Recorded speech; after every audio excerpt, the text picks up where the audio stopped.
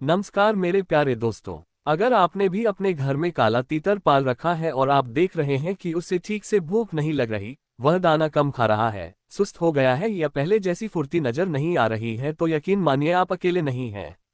भारत में हजारों शौकीन लोग तीतर पालते हैं और उनमें से बहुत से लोग इसी समस्या का सामना कर रहे हैं।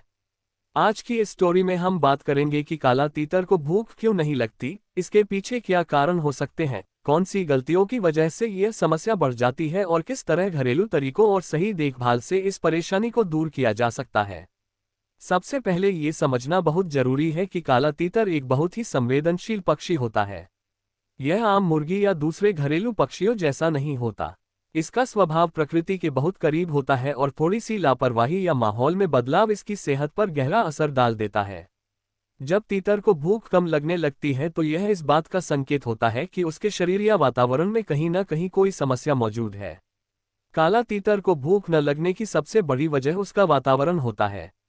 अगर आपने उसे ऐसी जगह रखा है जहां ज्यादा शोर होता है, लोग बार बार आते जाते हैं, बच्चे पिंजरा हिलाते हैं या आसपास दूसरे जानवर मौजूद रहते हैं, तो तीतर मानसिक तनाव में आ जाता है।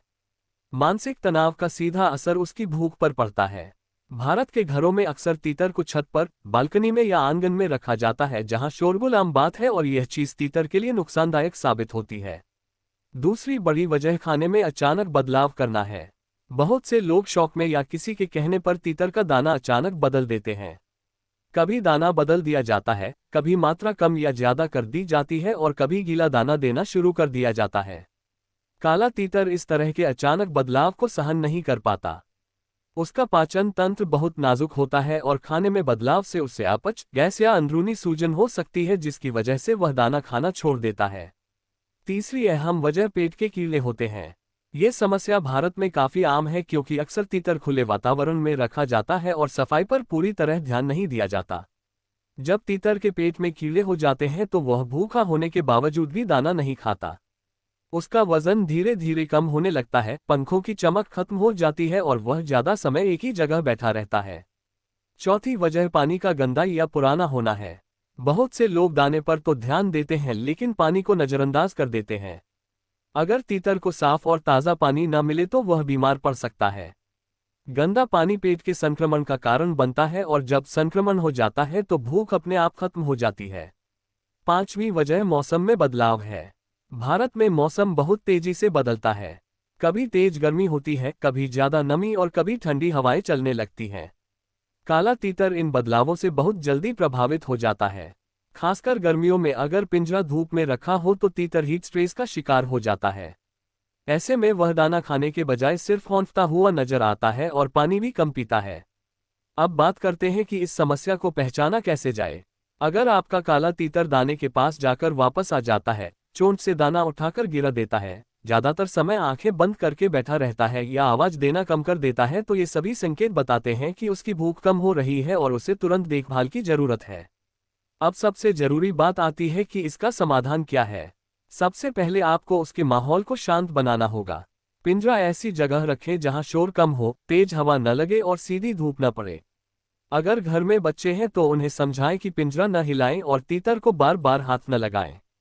खाने के मामले में सादगी अपनाएं। जो दाना वह पहले खाता था उसी को जारी रखें और अचानक कोई बदलाव न करें। अगर दाना सूखा है तो उसे सूखा ही दें। दिन में 2 बार थोड़ी मात्रा में दाना दें ताकि दाना हमेशा ताज़ा रहे। बासी दाना कभी न दें क्योंकि बासी दाने में फंगस हो सकता है जो तीतर के लिए बेहद खतरनाक होता है। पानी रोज बदलें और पानी का बर्तन साफ रखें। अगर संभव हो तो हफ्ते में 1 या 2 बार पानी में हल्का सा प्राकृतिक इलेक्ट्रोलाइट मिलाया जा सकता है ताकि शरीर में ताकत बनी रहे। गर्मियों में पानी पर खास ध्यान दें क्योंकि पानी की कमी भी भूख कम होने की एक बड़ी वजह होती है। अगर आपको शक हो कि तीतर के पेट में कीड़े हैं तो किसी अनुभवी पक्षी विशेषज्ञ या जानकार से सलाह जरूर लें। बिना जानकारी के दवा देना नुकसानदायक हो सकता है। भारत में कई देसी नुस्खे मशहूर हैं लेकिन हर नुस्खा हर तीतर के लिए सही नहीं होता, इसलिए सावधानी बहुत जरूरी है। तीतर की सफाई पर भी पूरा ध्यान दें। पिंजरा हफ्ते में कम से कम 2 बार साफ करें और नीचे बिछा हुआ कागज या मिट्टी रोज बदलें। जितनी ज्यादा गंदगी होगी उतना ही बीमारी का खतरा बढ़ेगा और बीमारी का सबसे पहला असर भूख पर पड़ता है। अब एक जरूरी मानसिक पहलू की बात करते हैं। काला तीतर ज्यादा अकेलापन पसंद नहीं करता।